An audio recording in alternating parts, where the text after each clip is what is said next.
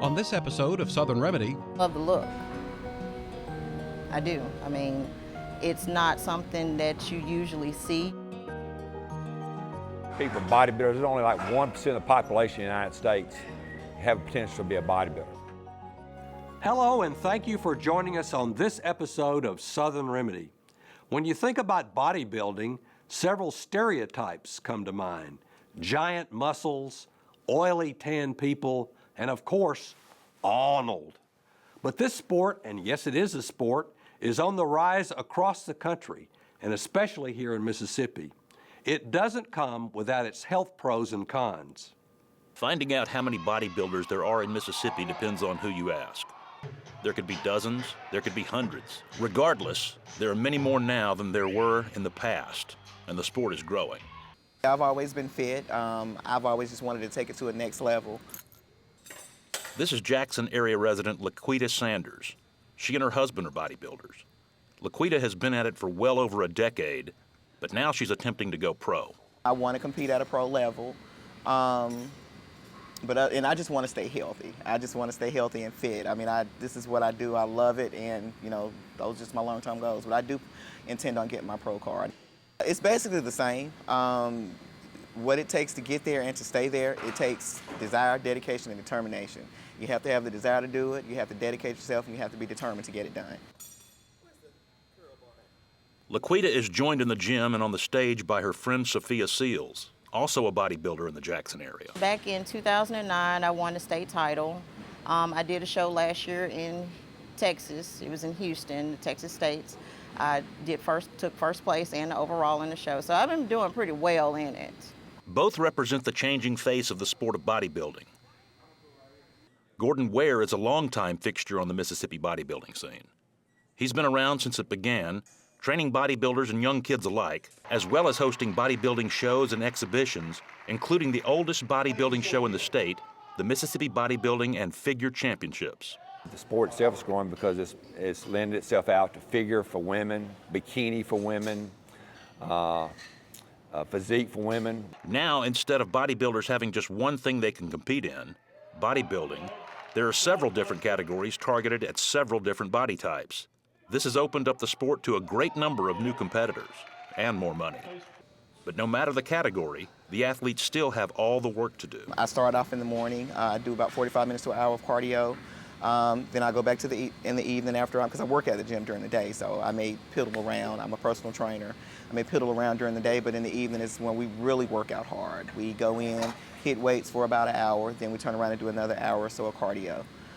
So it takes about 3 or 4 hours a day, and it's an everyday thing. Our cardio is treadmill, elliptical machine, just getting your heart rate up, burning the calories. Treadmill, elliptical machine, Stairmaster, step meal, just something that's going to keep that heart rate up and keep us burning those calories. As far as the workout part, we come in, we lift weights, we sit different body parts like Mondays, chest and triceps, Tuesday back and biceps, Wednesday legs, Thursday shoulders, Friday we may decide we want to hit another body part that we hit earlier in the week.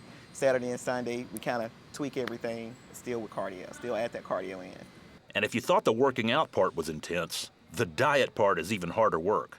Most bodybuilders eat 6 to 8 meals a day in an effort to keep their metabolism roaring. My first meal, I get 3 egg whites and a half of grapefruit. My next meal, I get 4 ounces of fish with 2 cups of broccoli. My third meal is I get fish again with a tablespoon of flax oil plus 10 asparagus spears. My fourth meal, I get chicken breast with my green veggies. Fifth meal is the same, and my last meal, I get 6 egg whites. And that's it. And that's pretty much every day. During hardcore competition prep, Sophia sometimes even sets an alarm to wake her in the middle of the night to get in another meal of egg whites with a side of broccoli. Oh, and most of that food, it's pretty bland. I don't do salt. As far as seasoning, I might do like some Mrs. Dash. That's what I do for my seasoning. Extreme dieting, bland food, and hours of brutal workouts a week. Clearly, this isn't something for everyone. In fact, it's probably not for many people. It just all depends on how bad you want it.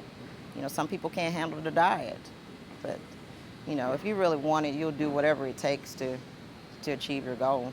I love it. I mean, this is just a lifestyle for me. Fitness is a lifestyle. Like I said, I've always been into it.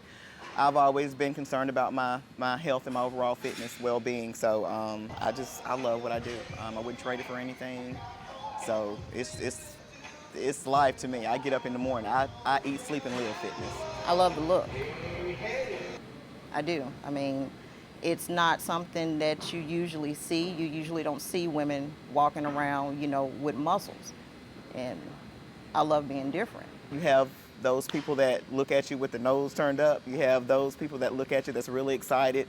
They want to know everything. They want to ask questions. But again, you get a lot of negativity and behind it. But, you know, again, this is what I love to do. And, you know, I'm not going to stop doing it. You know, as long as the Lord allows me, my health and my strength, I'm going to continue to do it. And one man still doing it long after others probably would have stopped is Mel McCoy. I was actually 47 years old before I ever took the stage. And one thing I learned about being 47, and I can still apply that now, is I don't think you're ever too old to improve your body. So how does a 47-year-old man somehow end up as a bodybuilder? Well, I started bodybuilding in '93. I actually started working out in the gym in '82.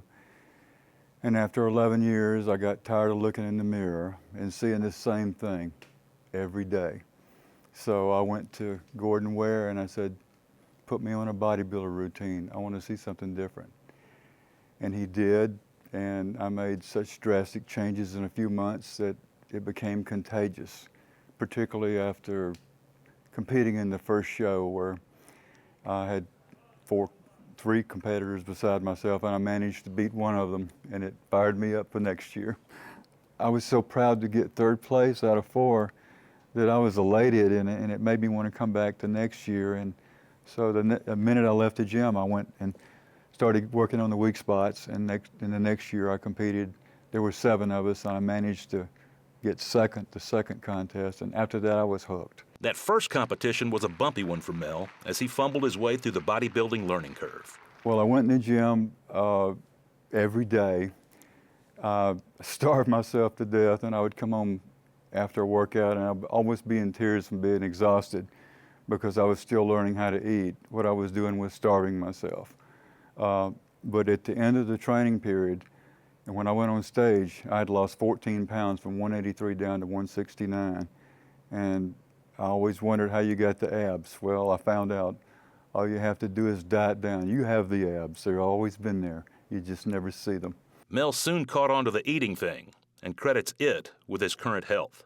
You have to feed your muscles. They won't grow if you continue to starve them. So you feed them and you work harder, and your body becomes a well-oiled machine. And I equate it to maybe throwing coal in a locomotive. I learned to eat foods I never thought I could eat. Things I would turn my nose up. I realized that if I were going to change my body, I had to learn to eat them. And I think it's improved my health because I'm eating so much more of a variety of vegetables than I ever ate. And I changed the way I cook things. And it's helped, I think, with blood pressure, things like that I would have probably faced if I hadn't been in the sport. The mental side effects of the sport are also tough to bear. One thing Mel mentions are the self-doubts. Did he measure up? I think we're all somewhat dysmorphic. We either look better or worse than we think we look. We never look exactly like we look. Dysmorphia is when someone imagines a problem with their body, often that they are too fat or too small. In the case of bodybuilders, research shows that at least 10% of them suffer from this problem and are constantly doubting their own size. Another interesting study involving bodybuilders conducted at Vanderbilt University shows that many suffer from reverse anorexia. When you think of anorexia, you think of frail people refusing to eat, afraid to gain weight.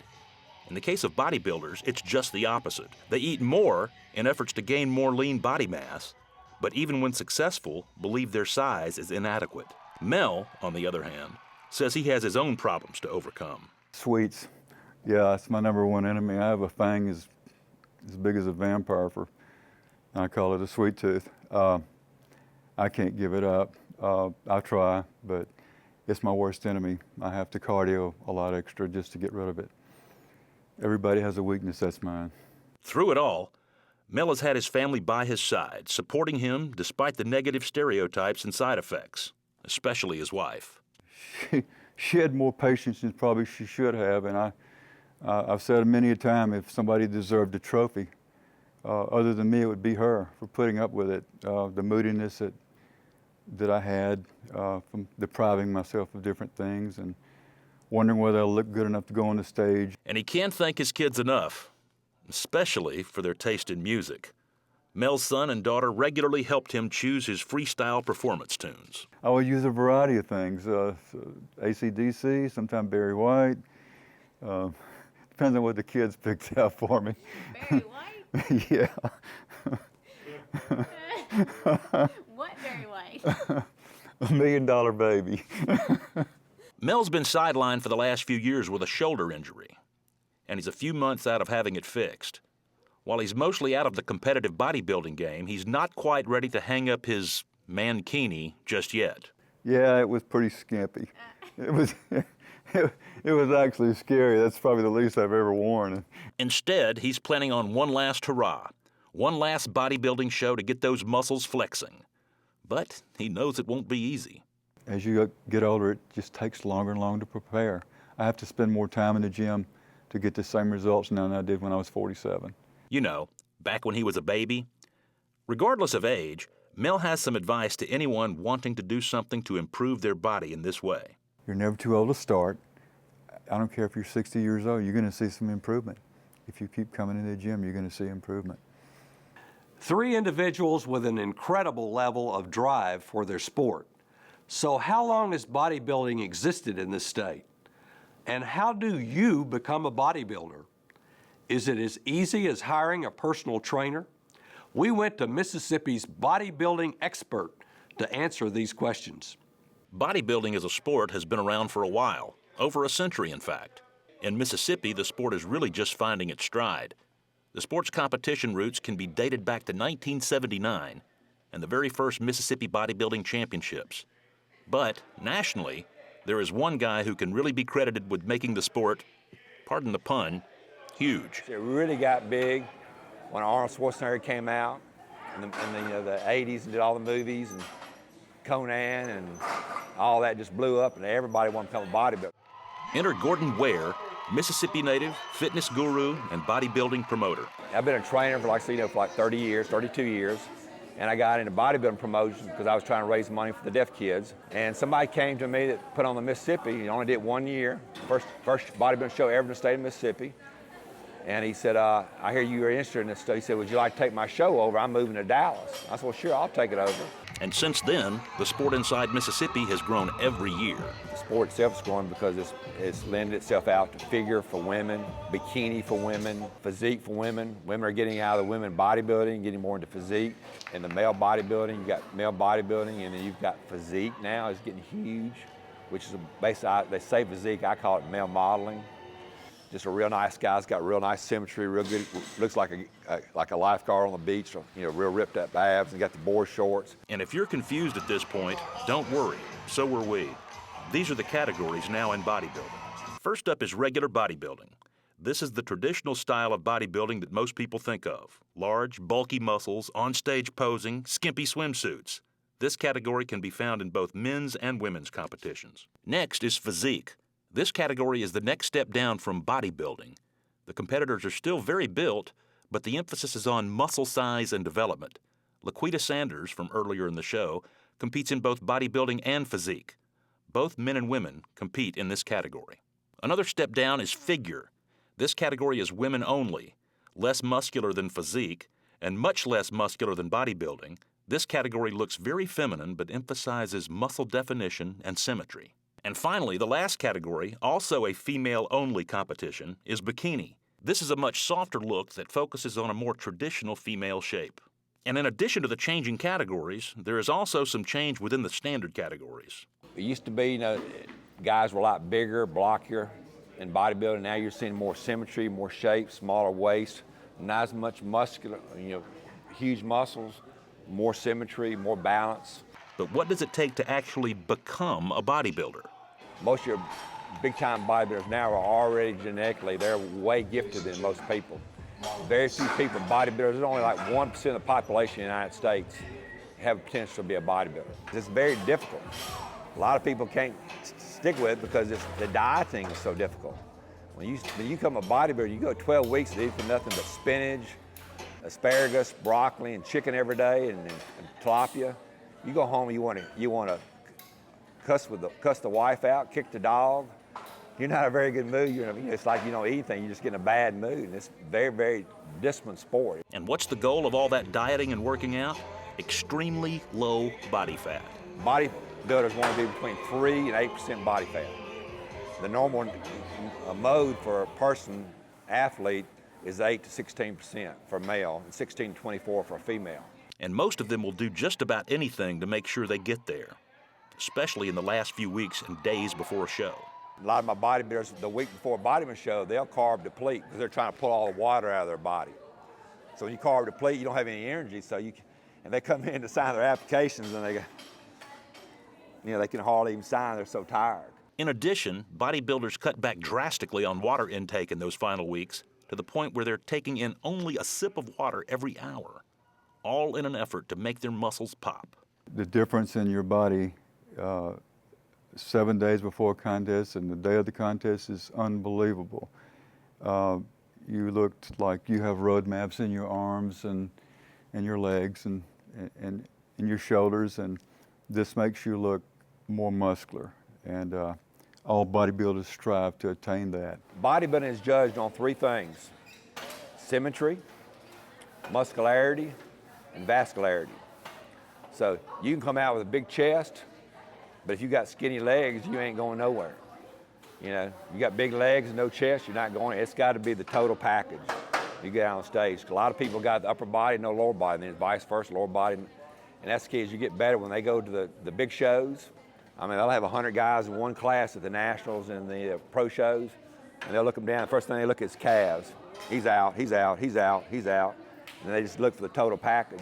And what about longevity? The main pros don't last too long. Most bodybuilders are only going to have a career of maybe 10 years where they can make it. Of course, a lot of them have gone into movies, TV shows, a lot of stuff. And what about money? Many of the bodybuilders we talk to mention that as one factor. There is decent money in it, but still, with me, I'm still gonna have me something doing, my thing on the side with our gym. You don't make any money to become a pro because you're actually losing money because it's very expensive to do the sport because it's so expensive to eat. You got to train, you got to pay a trainer, you got to pay somebody to do your diet. Now the pros, once they get good, they get all these big companies come in and endorse them, give them free supplements, give them all what they want. They can train 24/7. All they do is train and eat and work out. Gordon says that the very top pros can pull in around $500,000 if they hustle.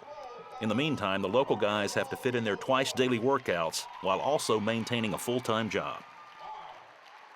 Finally, we address the elephant in the room: steroids and other chemicals used by bodybuilders to enhance their efforts in the weight room.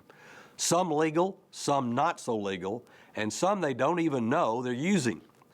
All equal a pretty risky situation. Things change over the years, and as Gordon Ware says, that's even true when it comes to bodybuilding and steroids. I think it's pretty much accepted. I mean, 20 years ago, there was a lot of stigma about a lot of things. How I think America's perception has changed so much on everything. 20 years ago, if your mom and dad got divorced, you were an outcast. And now it's like, everybody's mom and dad's been married 2 or 3 times, just things like that. Culture's changed so much. And I think bodybuilding, everybody, 20 years ago, everybody said, oh man, he's on steroids. So now people don't even think nothing about it. Sad truth, when most people see professional bodybuilders nowadays, they actually expect steroids. Steroid is a synthetic testosterone-like product made in a laboratory to have effects like the body's testosterone would have. They increase one's libido. They increase one's aggressive behavior. They can increase moodiness over time. On the other side of things, they build body mass, and athletes will use these to build the skeletal muscles that help them run faster, lift more, that sort of thing. There are also negative effects on a user's heart, including an ability to thicken the walls of the heart and to increase the size of the heart overall. These drugs also act metabolically in the body. They will change the cholesterol or lipid levels in the blood. They will raise the level of bad cholesterol, and they will lower the level of good cholesterol in the blood. And over time, that has an effect. If we looked over the long term, it probably increases athletes' chances of having problems with coronary artery disease, like heart attack, by 3 to 5 times if they take these drugs over the long term. Knowing all of that, why would anyone take steroids? Or as a medical community, we have the suspicion that this is by and large an issue with men in their 20s and 30s. It's young men that we're talking about here.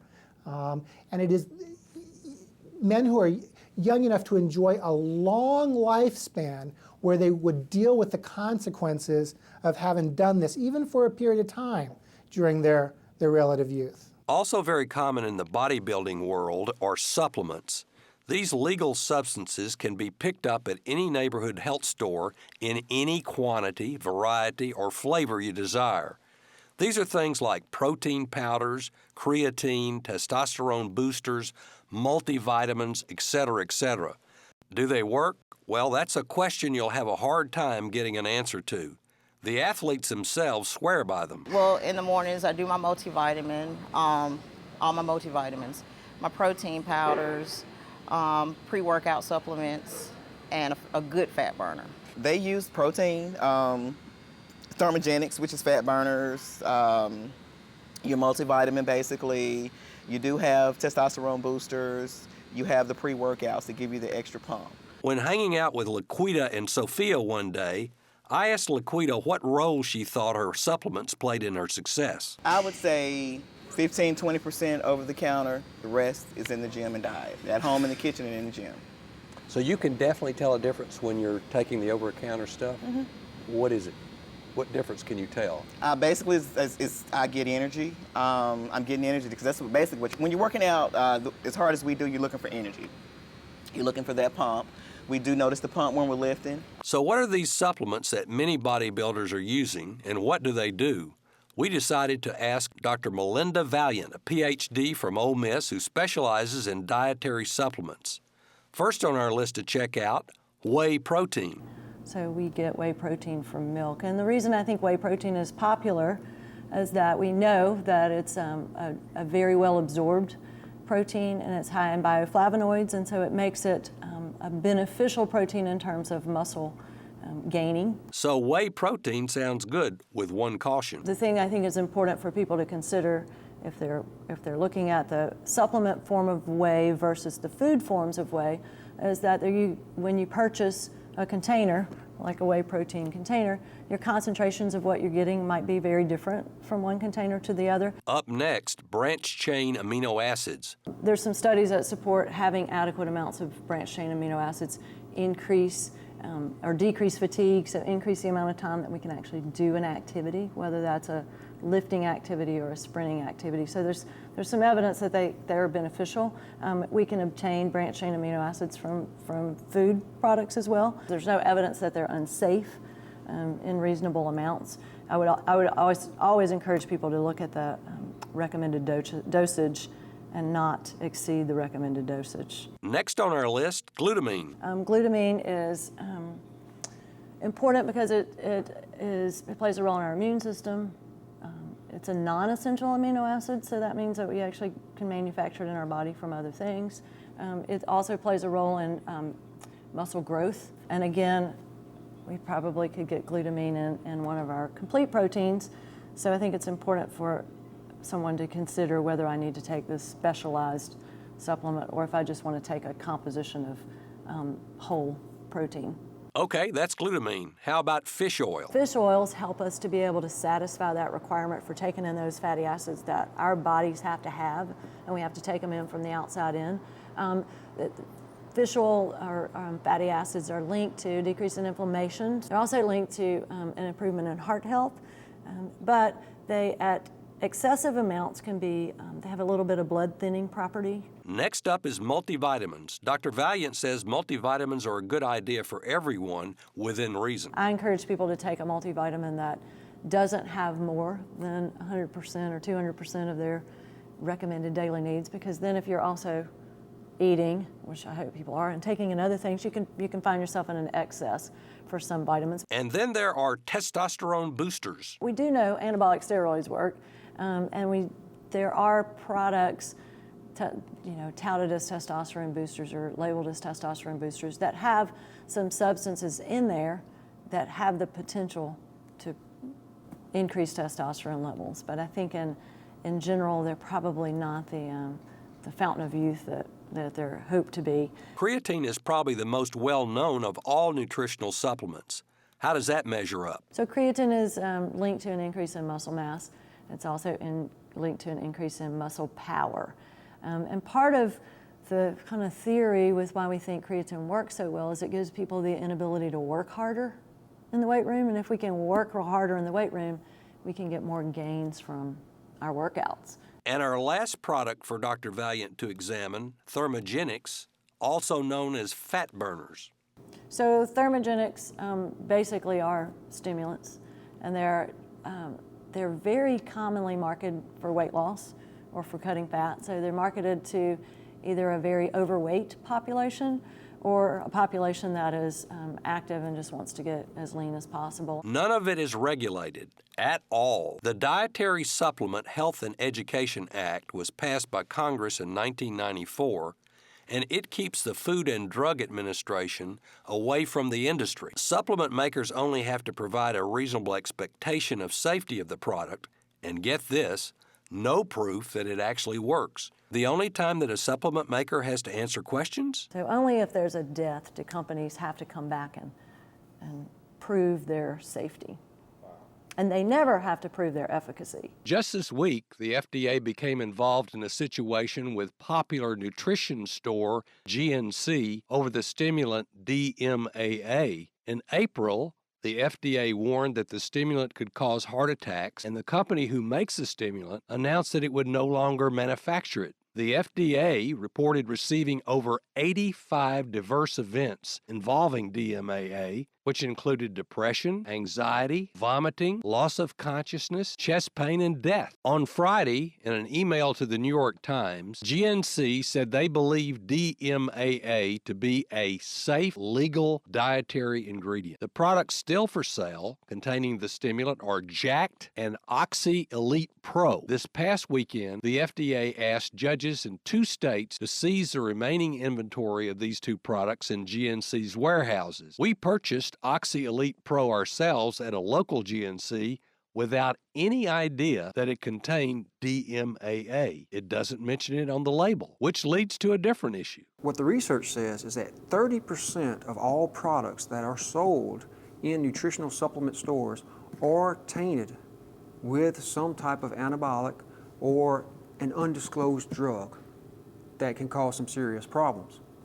The ingredient label is pretty loose. They can say proprietary blend and not tell any of us what it is, because then we can make our own. There are efforts being made to help athletes, professional and everyday, muddle through the world of supplements. The website supplement411.org has been created by the Food and Drug Administration to provide resources. These include testimonials and other educational help, such as how to read supplement bottles and get past the advertising to the real information. Overall, there is still so much unknown about the supplements, from what is in them to what they do. In the end, the way it's always been done is probably the best way. Protein's all you need, and a creatine, and then peanut butter and jelly sandwiches, chocolate milk, and eating 5 big meals a day. We'd love to hear your thoughts about tonight's show, about bodybuilding, and about Southern Remedy in general. Head on over to our Facebook page, www.facebook.com/Southern Remedy MPB. We look forward to hearing what you think. That wraps up this bodybuilding edition of Southern Remedy. Hopefully after this show, you have a better understanding of the sport, of the people involved, and how dangerous it can be if you don't do it right. Thanks for watching. We'll see you next time.